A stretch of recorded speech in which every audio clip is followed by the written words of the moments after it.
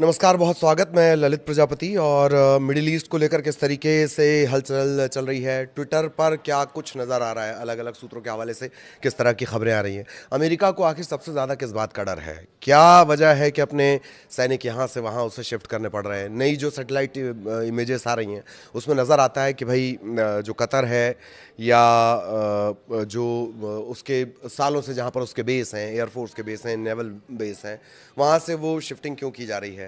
और क्या रमज़ान में हमला करने की भूल कर सकता है अमेरिका, उसकी एक बड़ी वजह भी है। क्या रमज़ान में हमला करने की भूल जो है उसे भारी पड़ेगी। इसके अलावा झल्लाए हुए ट्रंप झल्लाए क्यों हैं, क्योंकि अंदर खाने वो बहुत सारी चुनौतियों का सामना कर रहे हैं। एक तो वहाँ के सुप्रीम कोर्ट ने जिस तरह से फटकार लगाई है, उसके अलावा जो खुद उनकी पार्टी के सीनेटर हैं, रिपब्लिकन के जो सीनेटर हैं, डेमोक्रेट्स हैं, रिपब्लिकन हैं, दोनों ही तरफ से एक प्रेशर अब वो अंदर ही अंदर खुद झेल रहे हैं। फिर अचानक से वो कह देते हैं कि 10% टैरिफ मैं दुनिया पर लगा दूंगा। इन सब के बीच इज़राइल की जो मनमानी है, इज़राइल की जो भूख है, उसको लेकर जानकार क्या कह रहे हैं। क्या वो ईरान पर कब्जा करने से रुक जाएगी, या अमेरिका के एक जो सीनेटर हैं, जो इजराइल के बहुत प्रबल समर्थक हैं, वो ये क्यों दिखाते हैं नक्शे में कि जो इजराइल है उससे तो भाई ये तमाम जगहों पर वो कब्जा कर सकता है, इन तमाम ये जगह उसी की हैं, इजराइल की हैं, मतलब इतिहास का रेफरेंस देकर। तो उसमें तो सारे मुल्क आ जाते हैं, अरब कंट्रीज। इसी के इर्द गिर्द चर्चा करेंगे, लेकिन सबसे पहले अपडेट्स क्या हैं, किस तरह की जो ब्रेकिंग्स आ रही हैं वो जान लीजिए। US official say that the relocating of 100 of personals at a major military base in Qatar ahead of a possible strike in Iran। ABC news के हवाले से खबर है। अमेरिकी अधिकारियों का दावा है, ईरान में संभावित हमले की आशंका को देखते हुए कतर के एक प्रमुख सैन्य अड्डे पर तैनात सैकड़ों कर्मचारी स्थानांतरित किए जा रहे हैं। सीआईए के एक पूर्व कर्मचारी हैं जॉन किरियाको, उनका दावा ये है कि ट्रंप ने सोमवार मंगलवार को ही ये अटैक करने का प्लान किया था और फैसला इस तरह से उन्होंने कर लिया है। लेकिन जो दो खास लोग हैं वो इसके खिलाफ हैं। आप जानते हैं वो दो लोग, जेडी वेंस और तुलसी गैबार्ड, इन्होंने इस बात से असहमति जताई है कि नहीं, अभी हमला नहीं करना चाहिए। ये बात बहुत पुरानी हो गई कि उन्होंने 10 दिन का अल्टीमेटम और 10 दिन का समय दिया था, वो हर रोज़ बदलते हैं। इजराइल की जो जेरिको 3 बैलिस्टिक मिसाइल है उसको लेकर बहुत बातें कही जा रही हैं और इनकी रेंज 4800 से लेकर 6500 किलोमीटर तक है। इजरायली सेना इजीली टारगेट कर सकती है। जेरिको 3 मिसाइल की चर्चा क्यों हो रही है, दूसरी बात यह है कि ये 2011 से इसका इस्तेमाल कर रहे हैं और वॉरहेड ले जा सकती है, न्यूक्लियर वॉरहेड ले जा सकती है। तो इजराइल ने तो कभी नहीं कहा, या उससे तो कभी नहीं पूछा गया कि भैया आपके पास क्या न्यूक्लियर पावर है। फिर इस मिसाइल का ज़्यादा से ज़्यादा इस्तेमाल, न्यूक्लियर वॉरहेड के तौर पर इसका इस्तेमाल क्यों नहीं किया जा सकता, क्योंकि इजराइल से कोई खबर तो कभी बाहर नहीं आती। तो 1300 किलोग्राम तक इसका जो पेलोड वजन है, 29,000 किलोग्राम इसका लॉन्च वजन है, और एक 150 से 450 किलोटन के बीच का ये वॉरहेड लेकर जा सकती है अपने साथ हथियार। बैलिस्टिक मिसाइल है। ईरान ने यह भी कहा कि अगर अमेरिका या इजराइल युद्ध शुरू करते हैं तो उसका जो रिएक्शन होगा वो व्यापक और असीमित होगा। इसके क्या मायने? ईरान के जो सैन्य कमांडर हैं उनका ये बड़ा बयान है। उसके मानी ये निकाले जा रहे हैं कि अमेरिका युद्ध को छोटे से छोटा रखना चाहता है, लेकिन ईरान उसे लंबा खींचेगा। सबसे पहला टारगेट होगा इजराइल, इजराइल के बाद अमेरिका के जो बेस हैं। आयतुल्ला और मुल्लाओं के पास एक ही विकल्प है, क्या आप जबरन हटाए जाना चाहते हैं या आप जाने का अवसर स्वीकार करना चाहते हैं। कौन कह रहे हैं? टेड क्रूज कह रहे हैं। यह हाल फिलहाल का उनका बयान है। इसके क्या मानी है? कुल जमा आपकी दिक्कत है खामनेई साहब, क्योंकि बीच में ये बात भी आई थी ना कि एक सीमित टारगेटेड ऑपरेशन किया जाए और खामेनेई और उनके बेटे को इसमें ख़त्म कर दिया जाए। तो आपकी मूल दिक्कत तो क्या है? खामनेई साहब, क्योंकि जिस तरह से उन्होंने खुद को खड़ा किया है, जिस तरह से वहाँ की आवाम उनके साथ है, और जो उनका बेटा है जिस तरह से वो काम करते हैं, इनके तरीके, उनकी स्वीकार्यता ईरान में वो इतनी व्यापक है कि वो अमेरिका को डरा रही है। वो मूल मुद्दा खामेनेई है। आप कभी कहते हो मिसाइल मूल मुद्दा है, कभी परमाणु मूल मुद्दा है, कभी जो आसपास के ग्रुप हैं हिजबुल्लाह, यूथ हूती, आप जो उन्हें सपोर्ट कर रहे हैं वो मूल मुद्दा है, या फ़लस्तीन के प्रति जो आपके सेंटिमेंट्स हैं वो मूल मुद्दा है। नहीं, जानकार कह रहे हैं मूल मुद्दा खामनेई साहब है। और आपने देखा ही होगा 22 बहमन जो वर्षगांठ थी इस्लामी क्रांति की, 79 की क्रांति की, जो याद में मनाई गई, 1-1.5 करोड़ लोग एक व्यक्ति की आवाज पर सड़कों पर चले आ रहे हैं और कह रहे हैं कि हम आपके साथ हैं। ये डर है। तो जो टेड क्रूज हैं वो कौन है? अमेरिकी सीनेटर हैं, टेक्सास के कट्टरपंथी सांसद के तौर पर इनकी पहचान है, ट्रंप के बहुत करीबी हैं और इजराइल के बहुत जबरा समर्थक हैं। तो वो धमकी किस तरह से दे रहे हैं? The Ayatollah and the mullahs have a choice. Do you want to be forcibly removed or do you want to accept the opportunity to leave? या तो भैया खुद हटा दो वरना हम हटा देंगे। ये विचार है, इससे आप समझ सकते हैं। इधर एक अपडेट चीन से भी है। ये बात क्लियर हो गई है, सूत्रों के हवाले से खबर आ रही है कि जो चीन है वो ईरान को मिसाइल और ड्रोन क्षमता का विस्तार करने में उसने बहुत मदद की है और मदद आगे और करेगा। लेकिन उससे ज़्यादा मार्के की बात है, चीन हालिया उपग्रह चित्र और खुफिया जानकारी के माध्यम से भी काफ़ी सहायता प्रदान कर रहा है।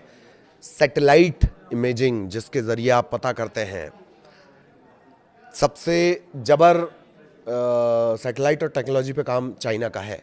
अगर वो इनपुट प्रोवाइड करेगा तो वो ईरान को बहुत मदद करेंगे, बहुत ज़्यादा मदद करेंगे। मात्र इतनी ही मदद अगर उसने कर दी तो मदद तो और भी बातें निकलकर सामने आ रही कि और मदद की जाएगी चाइना की तरफ से। लेकिन अगर ये इनपुट ही, खुफिया जानकारी ही चाइना को मिल गई, ईरान को मिल गई, चाइना ने उसके लिए जुटा दी या शेयर कर दी, शेयर नहीं करता है चाइना, लेकिन अगर यही शेयर कर दी तो भी ये युद्ध को एक तरफा होने की पूरी संभावनाएं खत्म कर देंगे। इजराइल ने, अब जरा था थोड़ा पड़ोस में आते हैं, इजराइल ने हिजबुल्लाह के रॉकेट शस्त्रागार की बड़े पैमाने पर आवाजाही का पता लगाया है, जो क्षेत्रीय युद्ध में भाग लेने की तैयारी कर रहे हैं। Regional war, participate in regional war.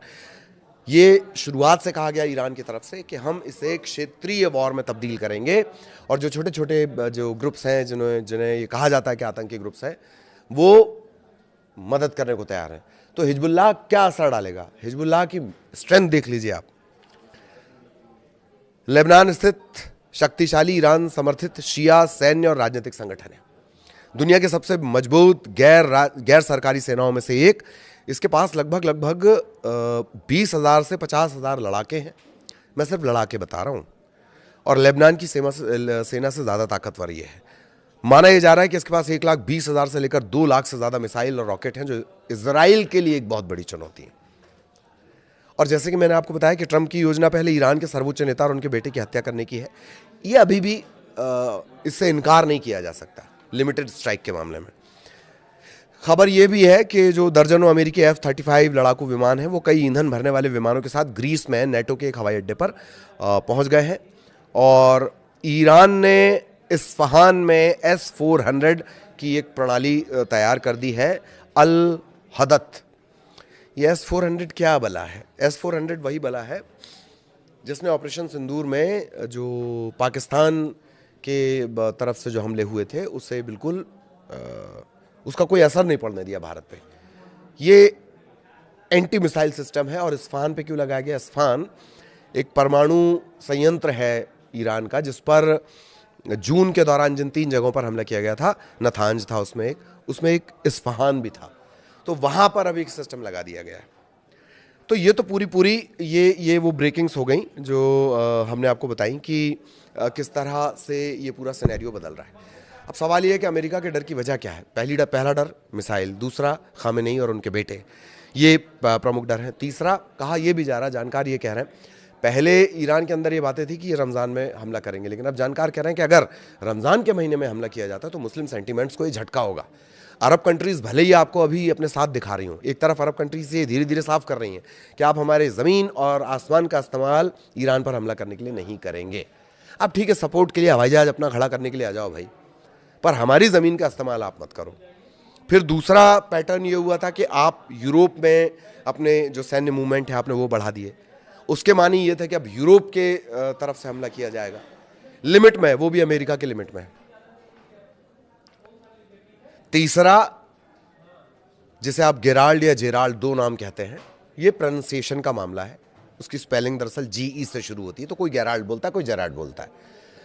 ये USS अब्राहम लिंकन की तरह एक युद्धपोत है और टाइम बाय कर रहे हैं इसे जॉर्डन तक वो किसी तरह पहुंचाना चाह रहे हैं, या ईरान के सबसे करीब जहां वो पहुंचाना चाह रहे हैं। इसके लिए टाइम खींच रहे हैं कौन? अमेरिका की तरफ से। लेकिन इन सब के बीच गुरु सबसे बड़ा पेंच तो ये है कि आप वहां पहुंचा भी दिए गए, तो खबर तो ये भी है कि जो ईरान के मिसाइल हैं उससे क्या लिंकन और गेराल्ड दोनों बच पाएंगे? ईरान इतना कॉन्फिडेंट क्यों है कि आप समंदर से कुछ भी ले आओ, हम तो उसको समंदर में डुबा देंगे? खामेनेई ने पब्लिक फोरम में पहली बार ये सबसे स्ट्रांग बात कही थी, कुछ दिनों पहले का ये बयान है उनका, कि आप कुछ ले आइए, हम उसको समंदर में डुबा देंगे। तो ये वो संभावित डर है जो अमेरिका को पीछे कर रहे हैं। ज्यूइश लॉबी का जबरदस्त दबाव है। इजराइल कभी भी कुछ कर सकता है, अनप्रेडिक्टेबल। जैसे जो मिसाइल जिसका जेरिको 3, ये सबसे लेटेस्ट उसकी मिसाइल है जो उसने तान दी है।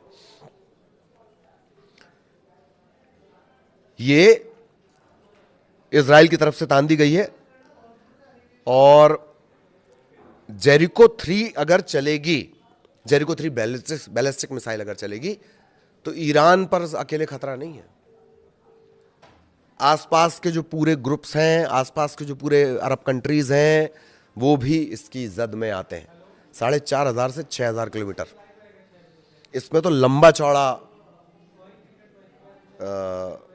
पूरा का पूरा एक समूह आ जाएगा, जिससे इजराइल ये कहता है कि वो हमारा है, जिसमें अब अरब कंट्रीज है, बहुत सारी अरब कंट्रीज हैं। तो कुल जमा ये स्थितियां मिडिल ईस्ट में है। युद्ध अब टाला नहीं जा सकने वाली स्थिति में आ गया है, अनटिल एंड अनलेस कि अमेरिका की तरफ से कुछ ऐसा किया जाए। लेकिन क्या ये हमला होने वाला है? ये हमला सोमवार मंगलवार को होने वाला है, जैसा कि ट्रंप ने कहा है। हालांकि JD वैंस और तुलसी गेबार्ड वो इत्तेफाक नहीं कर रहे, वो असहमति जता रहे हैं कि नहीं, अभी हमला करना ठीक नहीं होगा। लेकिन ट्रंप तो ट्रंप है, और दूसरा ज्यूइश लॉबी जिसका बड़ा दबाव माना जाता है। ये जानकार कह रहे हैं। ये सब जानकारी मैं आपके लिए जो हमने रिसर्च निकाली है, वो लोगों के लिहाज से निकाली है, जानकारों के हिसाब से निकाली है। तो ये इस वक्त तक का अपडेट था। सारे सवाल मैंने आपको बता दिए, और आगे भी अपडेट आप तक पहुंचाएंगे। नमस्कार।